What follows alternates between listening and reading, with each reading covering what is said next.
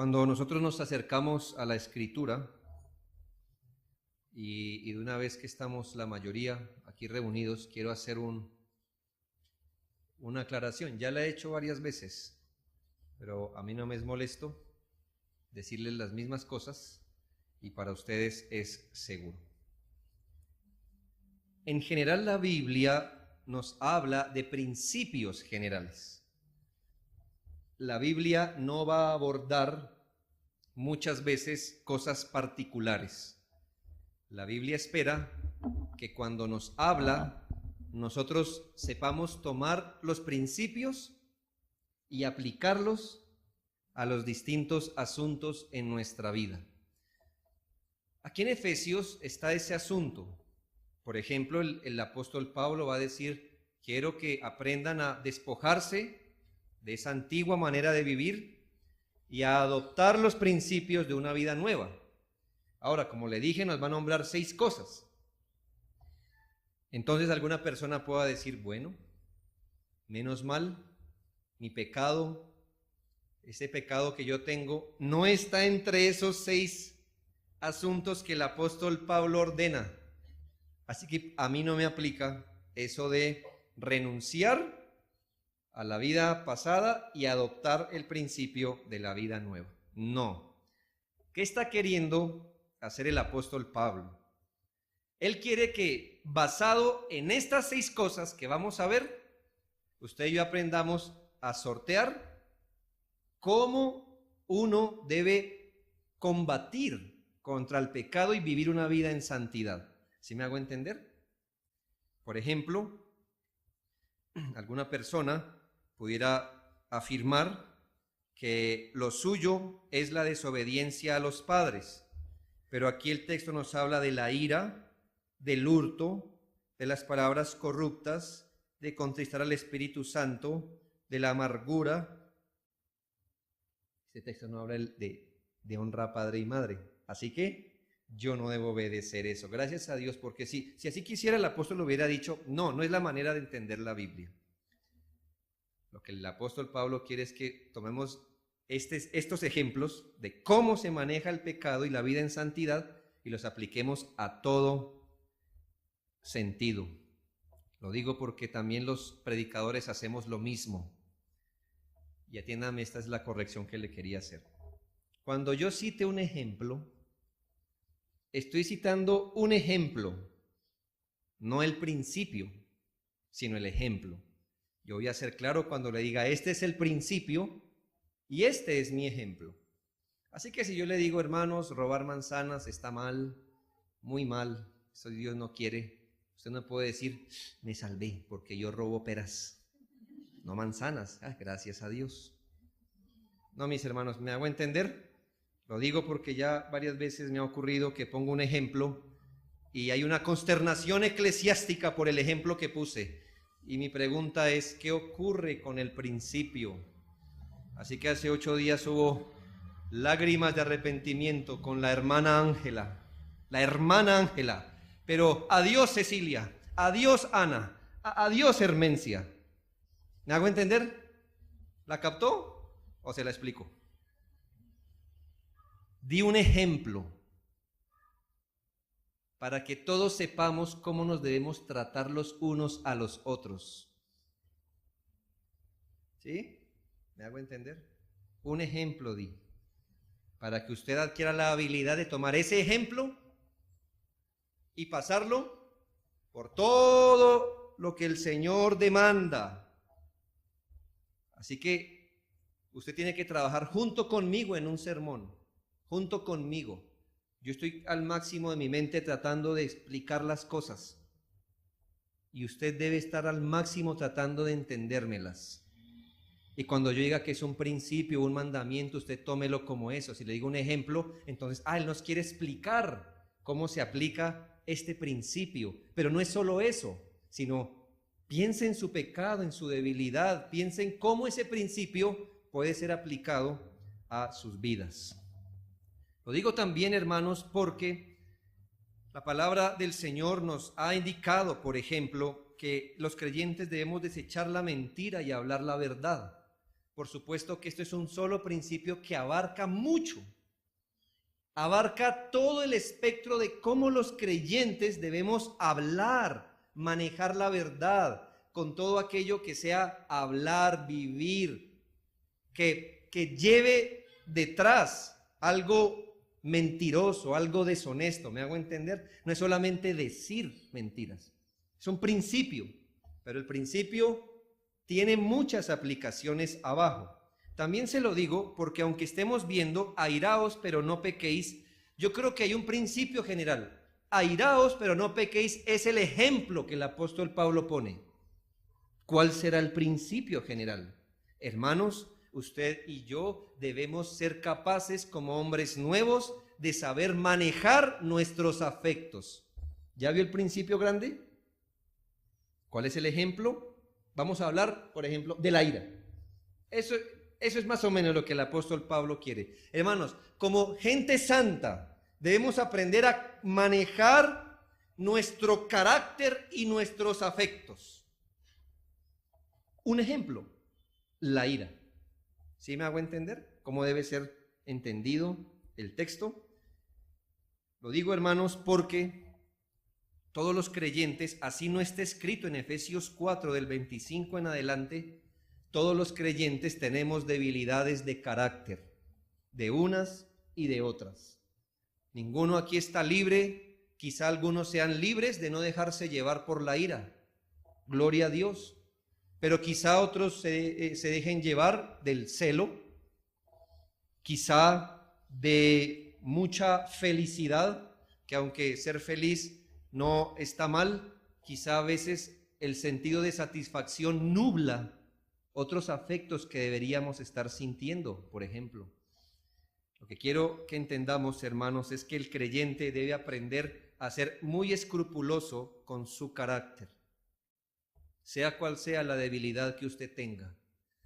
Quizá haya gente hoy que esté luchando con la ira, pero quizá haya gente que esté luchando con una extrema permisividad, como la hija que le llama la atención a su padre y dice, es que me indigna que tú seas tan débil y a todo el mundo le des la razón. Y el padre le dice, sí, mi hija, es cierto también. Es un ejemplo, hermanos. Ahora no voy a decir, este es el principio. Estoy ilustrando. ¿Qué pasa, hermanos? Que creo que lo que mirábamos hace 8 días nos indica que, con esta indicación, airaos, pero no pequéis, pero airaos, que el creyente sí debe manifestar ciertos afectos, por supuesto, pero nunca debe dejarse dominar de ninguno de sus afectos, sea la ira, sea el celo, sea la blandura de carácter.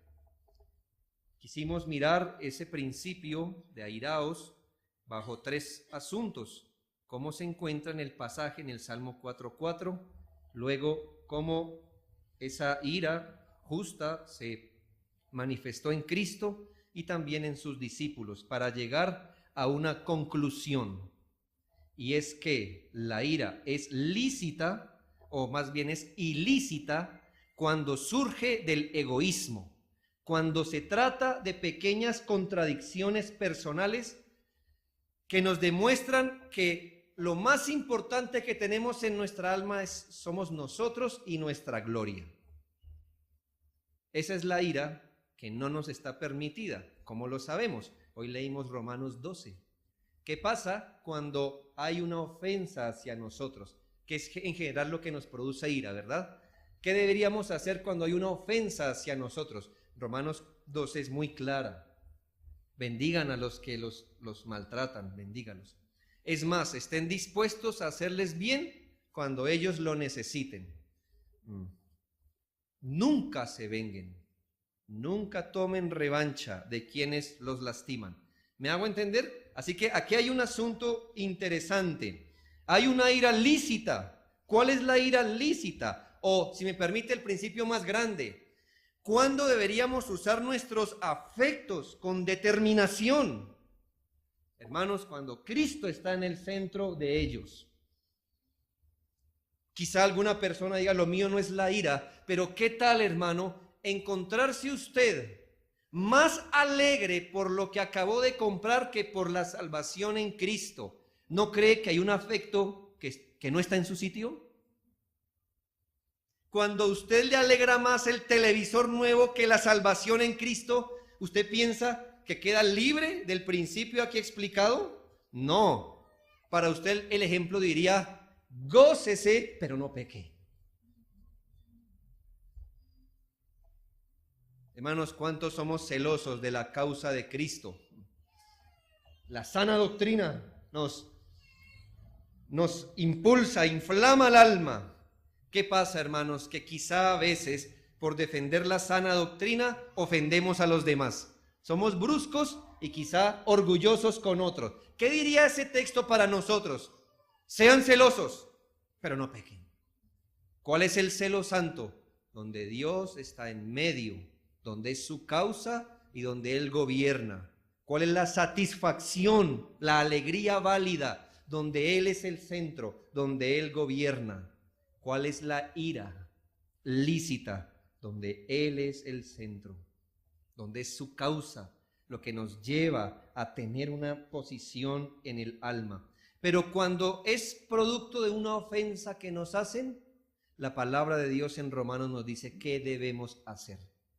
¿Qué deberíamos hacer, hermanos? Bendecir a los que nos ofenden. Deberíamos ser capaces, hermanos, de hasta hacerles bien a los que nos ofenden. Porque lo más terrible que hace el ofensor no es ofendernos a nosotros, es ofender a Dios. Eso quizá es lo que nos ayude. Pero habiendo hablado de lo que es una ira lícita, quiero entrar en un segundo punto, que es una advertencia. La advertencia. Y la advertencia es que existe una ira pecaminosa. Sí existe una ira que nace del egoísmo, que nace de nuestro pecado y que no tiene nada que ver con la gloria de Dios, ni con la santidad, ni con el bien de nuestro hermano. Es una ira pecaminosa y es la que es más común entre nosotros y de la que debemos tener mucho cuidado. Así que vamos a mirar cómo la Escritura habla de esa ira. Note, 26, airaos, pero 3 cosas. La primera, ¿cuál es? No pequéis. Queridos hermanos, en esto hay una solemne verdad. Y es que no existe ningún motivo arriba en el cielo, ni abajo en la tierra, ni en las aguas debajo de la tierra, que nos proporcione un salvoconducto para pecar. Nada, nada. El Señor dice allí, pueden hacer tal cosa, pero en todo tengan mucha precaución de no ir a pecar. Cuidado con pecar. Prefiera cualquier otra salida menos pecar. Hermano, prefiera que lo malentiendan antes que pecar. Prefiera perder una disputa antes que pecar. Prefiera que lo lastimen antes que pecar. La palabra del Señor dice, hay muchos males que le pueden venir. No sufra el que viene por haber pecado. 1000 veces prefiera, y no diga 1000, está bien, voy a contarlas. Es un ejemplo. Prefiera 1000 veces ser el ofendido que una vez ser el ofensor. Prefiera 1000 veces ser al que decepcionaron y no una vez ser quien decepciona. Prefiera 1000 veces estar al lado del ser el ofendido, al que maltratan, calumnian, que ser una vez, aunque sea una vez, quien ofende o calumnia a alguien. Tan celoso es el Señor que dice, ¿sabe? Las demás consideraciones no importa. Aquí hay una consideración. No peque, nunca peque. No hay ningún motivo válido que nos dé un permiso divino para pecar. A toda costa deberíamos evitar pecar. El pecado nunca es legítimo bajo ninguna circunstancia. A veces el pecado se deslizó desde algo que era legítimo y nos dimos cuenta que dejó de ser algo legítimo porque se convirtió en pecado, amargura, resentimiento y ganas de venganza personal. Puede ser que su motivo de ira sea legítimo, pero su manera de expresarlo fue pecaminoso y pecó. De manera que el Señor nos dice, vea, ustedes deben ser capaces de airarse, aún de recibir la ofensa, pero jamás crean que tienen un permiso para pecar.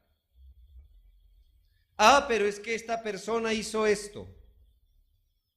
Pero es que esta persona obró con injusticia. Todo eso puede ser cierto.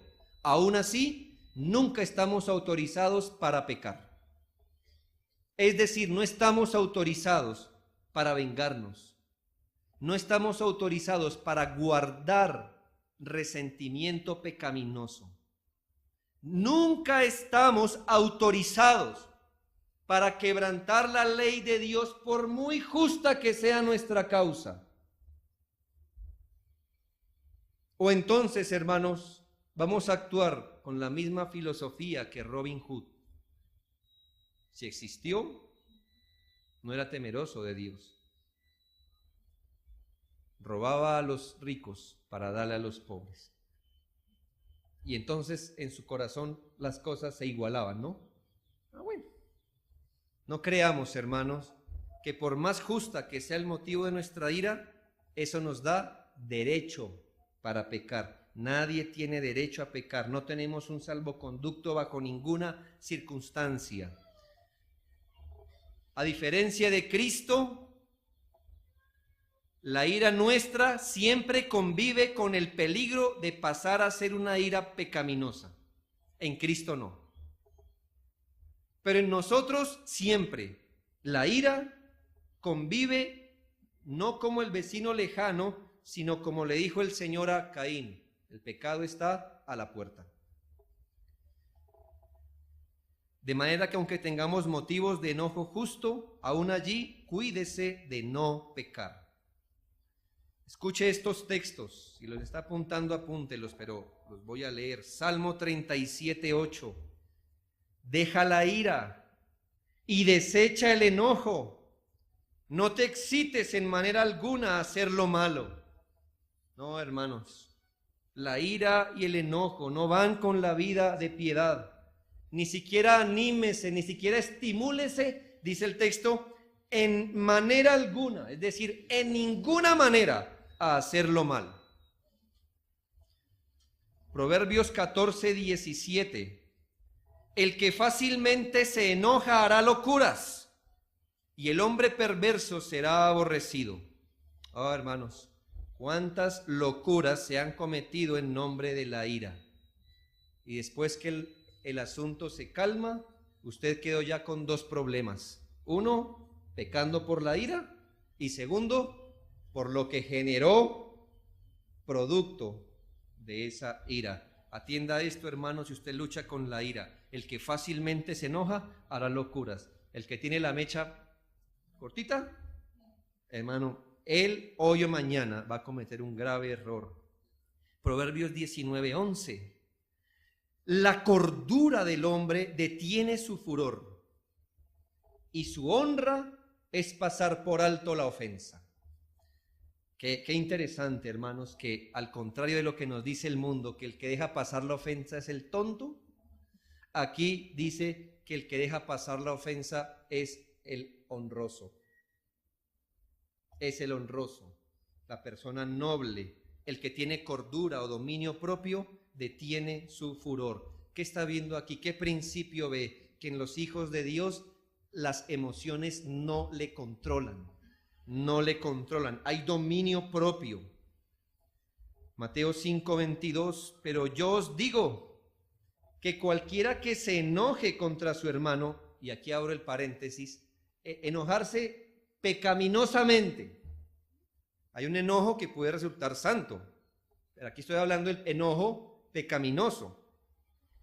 Yo os digo que cualquiera que se enoje contra su hermano, escuche los términos de Cristo, será culpable de juicio. Y cualquiera que diga necio, es decir, mire que ya no se amargó en su corazón, sino que lo maltrató. El que le diga necio a su hermano será culpable ante el concilio, y cualquiera que le diga tonto, fatuo, quedará expuesto al infierno de fuego. No es algo liviano esto de la ira. Es más, aquí no nos está diciendo que el tal llegó y lo mató o lo laceró. Simplemente, si del corazón sale una palabra amarga, de resentimiento, de venganza, diciéndole tonto a alguien, eso es lo suficiente para exponerlo usted al infierno. Y nosotros decimos, no, lo único malo en mí es que a veces soy volado. Hermanos, Dios no lo mira así de pequeño para poner un alma sobre el fuego del infierno. ¿Usted cree que el Señor mira la ira como esto? La ira es un gran mal, de hecho es un gran mal. Santiago 1:19, por esto, mis amados hermanos, no le habla a impíos, a creyentes. Todo hombre sea pronto para oír, tardo, lento para hablar, lento o tardo para airarse. Sí, mis hermanos, en algunas cosas les animamos a ser rápidos, prestos, solícitos. Y en esto yo os exhorto, hermanos, y a mí mismo me exhorto, seamos lentos para la ira. Eso es una vida en santidad. Es claro, hermano, que la Biblia nos exhorta a no pecar ni siquiera con la ira mental. Ni siquiera con la ira mental, imagínese usted. Si es una ofensa nuestra, hermanos, obremos bíblicamente, remitámosla al Señor, pasémosla por alto, seamos lentos en responder, pero por favor, nunca pequemos por la ira. No importa si la ira cuando estalló, explotó y dejó heridos y damnificados. Así sea moralmente. Dice la Biblia, hay gente cuyas palabras son como golpes de espada. No importa si dejó heridos o no, o si solo se expresa en resentimientos del alma. Huya de todo pecado, huya de cada pecado. No tenemos salvoconducto para pecar. Prefiera 1000 veces poner la otra mejilla. ¿Qué quiere decir eso? Prefiera que el ofensor doble su ofensa antes que usted se vengue. Prefiera eso. Usted dirá, bueno, ¿y qué pasa con la disciplina eclesiástica? ¿Acaso no aplicamos este principio? ¿No deberíamos pasar por alto la ofensa del hermano? El punto es no, porque no estamos hablando de una ofensa personal. Estamos hablando de una ofensa de la iglesia de Cristo y de la gloria del Señor. Las cosas son como son. Además, le hago esta claridad.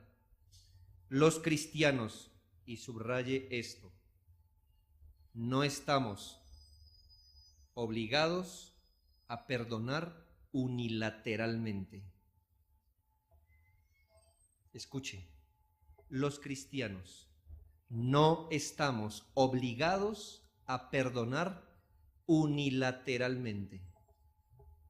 Los creyentes lo que sí debemos hacer es estar prestos a perdonar cada ofensa cuando se nos pida el perdón.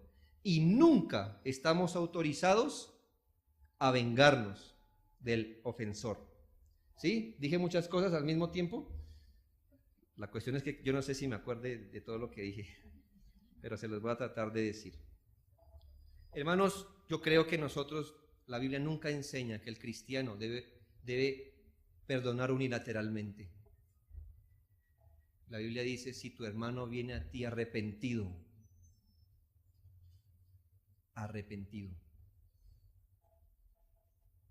de manera que el cristiano lo que sí debe hacer es estar dispuesto a perdonar cada vez que le pidan perdón.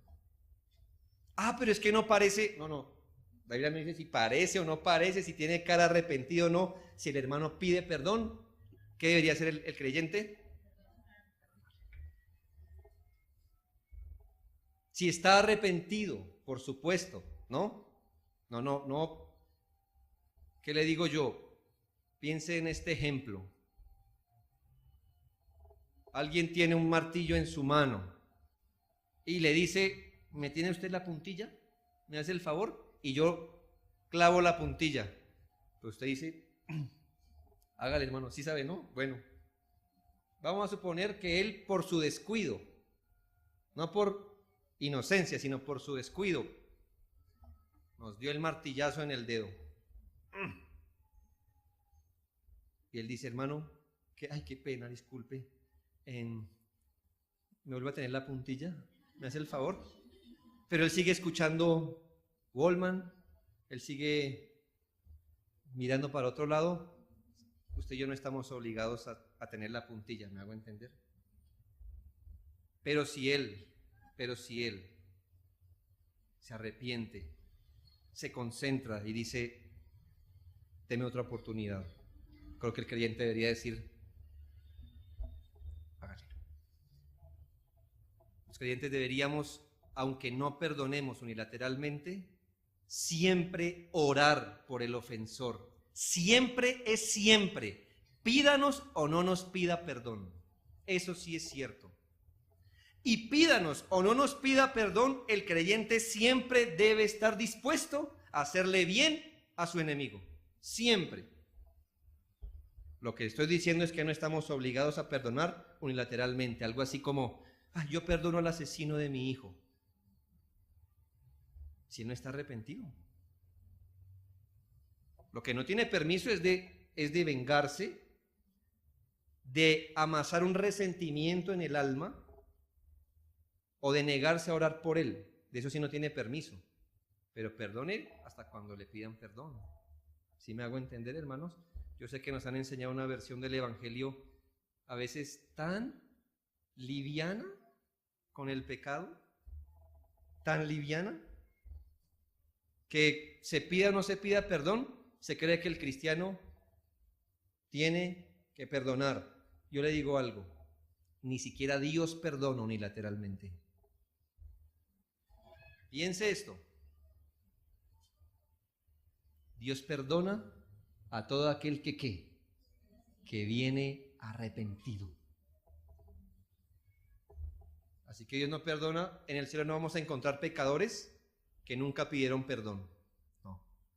En el cielo vamos a estar pecadores que pedimos perdón y nos arrepentimos. Así que no seamos más, entre comillas, más amplios y más justos que Dios, que ni siquiera Él perdona unilateralmente. Él perdona a todo aquel que confiesa sus pecados y se aparta. Ese alcanzará misericordia. Ahora, mientras le piden perdón, ¿tiene derecho a pecar? Mientras le piden perdón, quizá algo que nunca ocurra, pero mientras le piden perdón, ore por el ofensor. Bendígalo. Y esté dispuesto a hacerle bien si la ocasión así lo permite. 1. No pequen. Segunda indicación. No se ponga el sol sobre vuestro enojo. Esta frase puede llegar a tomarse literalmente, por supuesto. ¿Y cuánto bien nos haría, no cree? ¿Sí nota? Quiere decir que cuando hay ira, que no pase un día, que no acabe un día sin haber arreglado el asunto. Esta frase puede tomarse así literalmente, y vuelvo y le digo, sería excelente si nosotros la practicáramos, ya que esto pondría un plazo perentorio a nuestro enojo Y es sabio, ¿por qué? Porque usted es testigo que si una ira justa la amasa a usted por más de un día, ¿qué ocurre? Empieza a volverse un resentimiento y usted se empieza a agriar en su alma. Puede ser que hasta su asunto sea lícito, pero no resolver eso en su corazón tiene el bastante riesgo que eso se convierta en un pecado mental y peor aún, expresarla amargamente. Vamos a suponer algo. Sí, ciertamente podemos quizá sentirnos muy indignados por lo que está pasando en nuestro país. ¿Cómo es que nuestro señor presidente puede avalar esas leyes a favor de los homosexuales? Digo yo, sentirse mal y airado por eso está mal. No, yo diría, si usted se siente bien, eso sí me preocuparía, pero si se siente mal y airado y desafiado, está bien, porque eso es injusto. Pero vamos a suponer que usted no remedia eso en su mente y así se va a la cama. ¿Qué pasa con su corazón? Puede llegar en su corazón a menospreciar al príncipe de este pueblo. Puede en su corazón tener resentimiento contra los homosexuales y agriar su corazón. Y si se le apareciera uno al otro día delante suyo, usted no sería para nada cristiano. ¿Sí ve lo que ocurre si el sol se pone sobre nuestro enojo? ¿Cómo deberíamos haber sorteado eso? Igual, hermanos. Ellos nunca nos van a pedir perdón, ¿verdad? Pero sí podemos remitir eso al Señor. Señor, y luchar. Señor, te entrego estas cosas.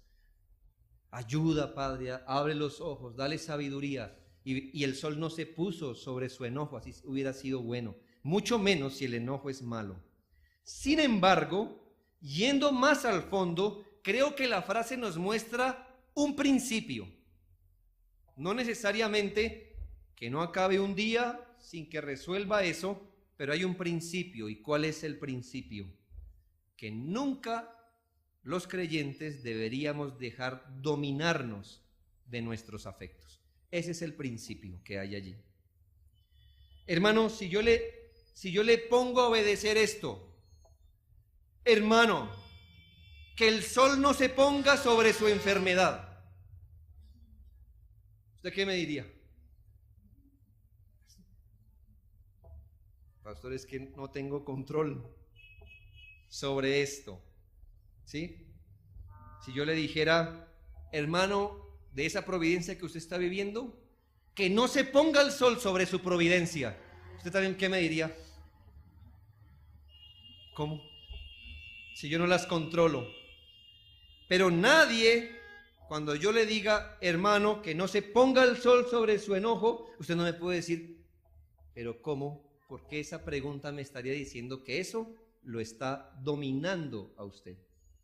Lo está dominando. Y lo que nos dice el texto es que no se ponga el sol sobre vuestro enojo. Otra forma de decir, hermanos, no se dejen dominar, porque eso sí es algo que está en ustedes, controlarlo bajo el poder de una vida nueva.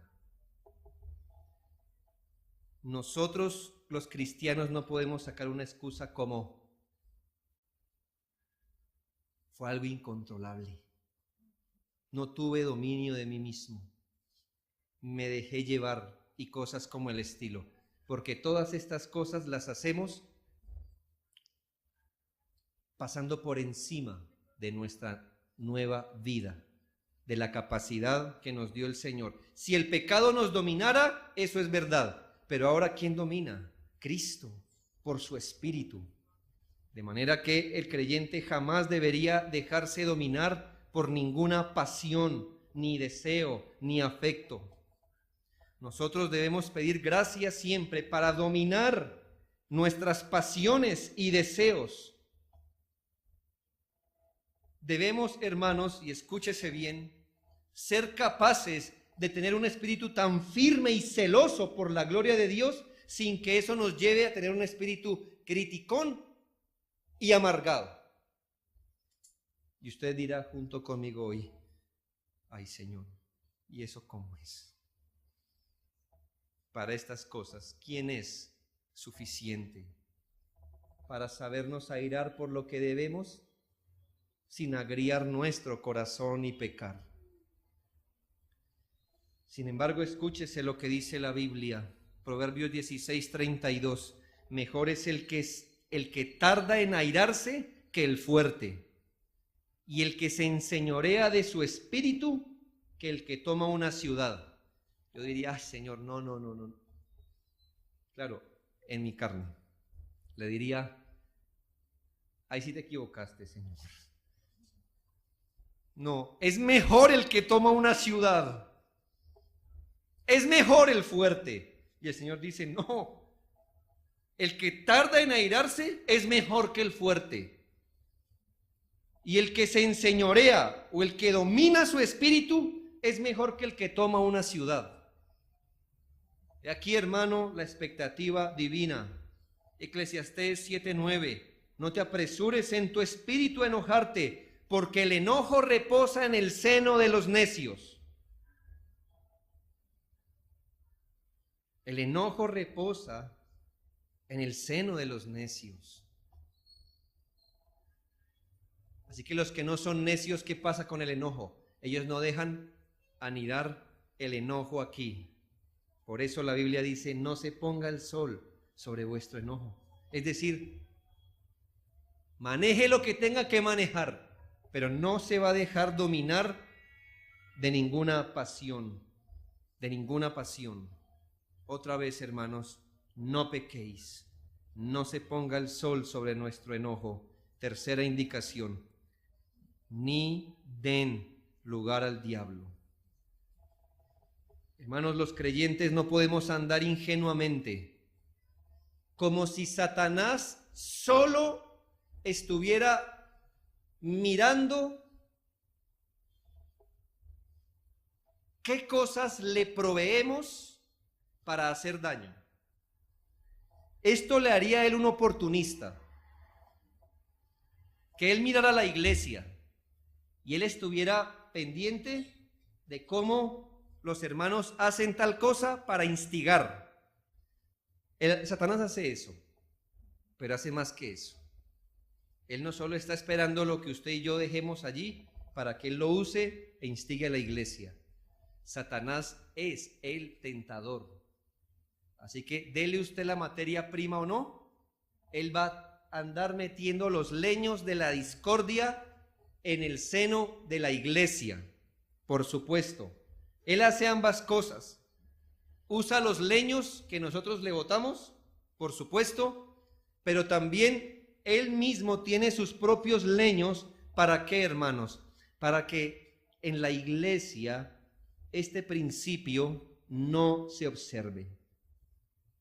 El diablo no es solo un oportunista. El apóstol Pablo se refirió así a Satanás, porque no desconocemos sus maquinaciones. Quiere decir, hermano, que hoy día, en este momento, en este instante, él no está ocioso. Él está tratando de instigarle a usted y a mí, los unos para con los otros. El diablo es experto en hacer parecer pequeña una gran bendición. Piense, fue capaz de hacerle ver como una mayor bendición una fruta a cambio del Edén a nuestros padres. Piénselo bien, ¿qué bendición es más grande, una fruta o el Edén? El Edén. Pero él dijo, no, la mejor bendición es esta fruta. Él puede hacer eso, pero puede hacer parecer algo pequeño una cosa inmensa. Sí, hermano, él no solamente cambió ante Judas unas monedas y lo cambió por Cristo. Eso es muy torpe de su parte. Pero él también puede hacer esto: tomar un pequeño roce entre hermanos y hacerlo o transformarlo en una ira irreconciliable ancestral. Como la disputa que hay entre, me ayudan los que han leído, entre los Capuleto y los Montesco. Romeo y Julieta. Dos familias que no se podían ver. ¿Qué por qué? Porque no sabemos. Pero había un hijo de ambas familias que se amaban, pero no se podían casar. ¿Por qué? Porque su familia se odiaba. Se odiaba. Ah, mis hermanos, esto es una pequeña ilustración de lo que puede llegar a ser Satanás en la iglesia. Hacer de pequeñas ofensas casos ancestrales, donde se enfrentaron dos personas por lo que nos enfrentamos los cristianos la mayoría de veces. Que él me miró, que él me dijo, que no me saludó, que no me tuvo paciencia, que me defraudó. Y por esas cosas no solo pelean dos personas, pelean dos familias, pelean dos grupos en la iglesia. Oh, mis hermanos, no den lugar al diablo. Él no necesita mucho campo para meterse. Él es experto. Él es experto. ¿Se ha visto cómo se aplasta el cuerpo de un hámster para caber donde quieren? Ellos parecen una gran bola de pelo, pero caben en una rendija. Hermanos, Satanás no necesita una gran ofensa para amargarlo a usted contra otra persona, contra otra familia, contra toda la iglesia. Necesita más que un pedacito de leño medio encendido. Lo ha hecho siempre. Poner a pelear familias entre la iglesia, una vergüenza para el cuerpo de Cristo. Que yo pueda odiar a un hijo de Dios, odiarlo, evitarlo, no hablar con él, negarme a compartir con él, no saludarlo. Eso es terrible.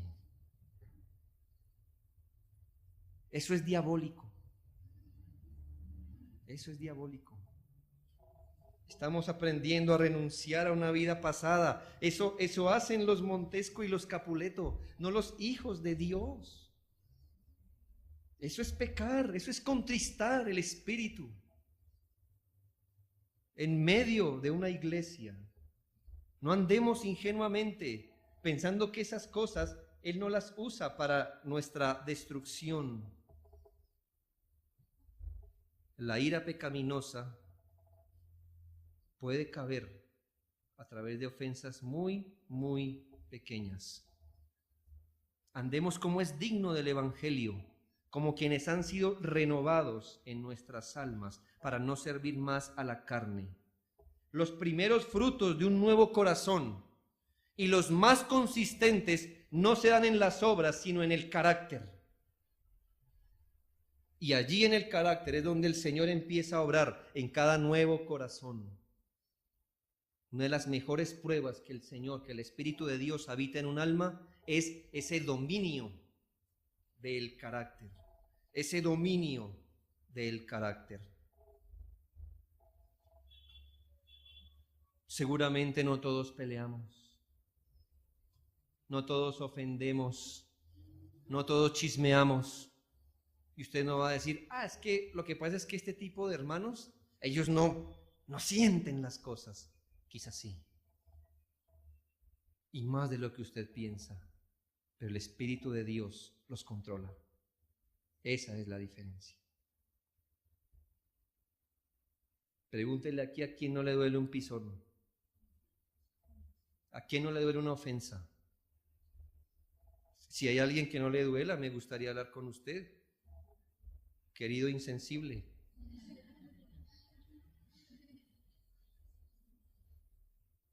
¿A quién que le ofenden se ríe? Es mi pregunta, ¿a quién? ¿Quién se ríe cuando un carro le cierra? ¿Quién? No sé quién. Que le incumplan una cita, un dinero que le han prometido. ¿A quién le gusta? Es mi pregunta. Pero ¿por qué todos los cristianos no andan ofendiendo a todo el mundo? ¿Por qué no andan explotando con todo el mundo? ¿Por qué? ¿Porque no les duele? Por supuesto que no, porque están siendo dominados más y más por el Espíritu de Dios, y eso no les vino un día que se acostaron y se levantaron así el otro. Hermanos, ellos han sabido que es renunciar, arrastrar su carne y decirle, no se va a vengar, no va a hacer esto, vamos a glorificar a Cristo en estas cosas, vamos a hacerlo para la gloria de Dios. Usted no es el que está en el centro, es Cristo. No nos vamos a vengar, vamos a hacerle bien aún a nuestro enemigo. Así nuestro enemigo siempre nos recuerde la ofensa. Vamos a estar dispuestos a hacer lo mejor por ellos. Hermanos, termino estos versículos diciéndole que esta enseñanza tiene que ver con el señorío de Cristo puesto sobre nuestras emociones. De esto se trató, hermanos. Cristo es Señor de su vida. Usted aprecia en su alma ese señorío, ese gobierno de Cristo sobre sus emociones. ¿O usted puede afirmar que son sus emociones quien le dominan? ¿O es Cristo quien le domina? Un creyente puede pecar, de hecho eso es lo que hacemos siempre. Y vamos a pecar siempre en el mal manejo de nuestros afectos. Pero la pregunta no es si tropezamos, la pregunta es ¿qué nos domina en la vida? ¿Qué es lo sostenido? ¿Qué es la experiencia más común? ¿Que las emociones le dominen o que Cristo domine sus emociones, sus afectos? ¿Qué es la experiencia más común y sostenida? Y no me tiene que decir nada, pero eso le va a decir a usted si es o no un hombre con vida nueva o no lo es. Es sencillo, porque en los creyentes Cristo domina, Cristo es el Señor, Él gobierna, Él reina, Él ejerce señorío o dominio. En los no creyentes no. Así que no me digas que yo leo la Biblia, es que yo me congrego, es que yo oro. Todas esas cosas las hacían los fariseos. Todo eso lo hacían y más que ustedes, le aseguro.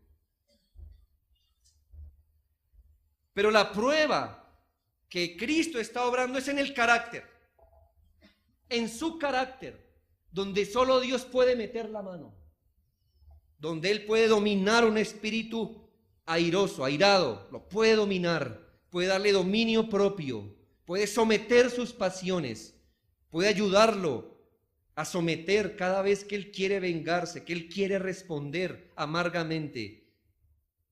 Ahí está la prueba del nuevo nacimiento. Costumbres, buenas costumbres puede tener cualquier persona.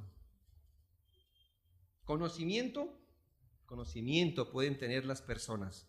El Señor le dice a los fariseos, ustedes son homicidas, nunca hemos matado, pero han odiado toda su vida. Aquí donde puso el Espíritu de Dios la prueba, aquí hermanos, no aquí. Tenían manos limpias de la sangre, pero su corazón era un corazón homicida porque odiaban a los demás. Los afectos bajo el señorío de Cristo serán necesarios para no andar en una vida tendiente a la hipocresía. Cuando como redimidos no quitamos el yo del trono del alma, seguramente no vamos a cargar nuestras almas con el señorío de Cristo. En esto, hermanos, vistámonos de una nueva vida.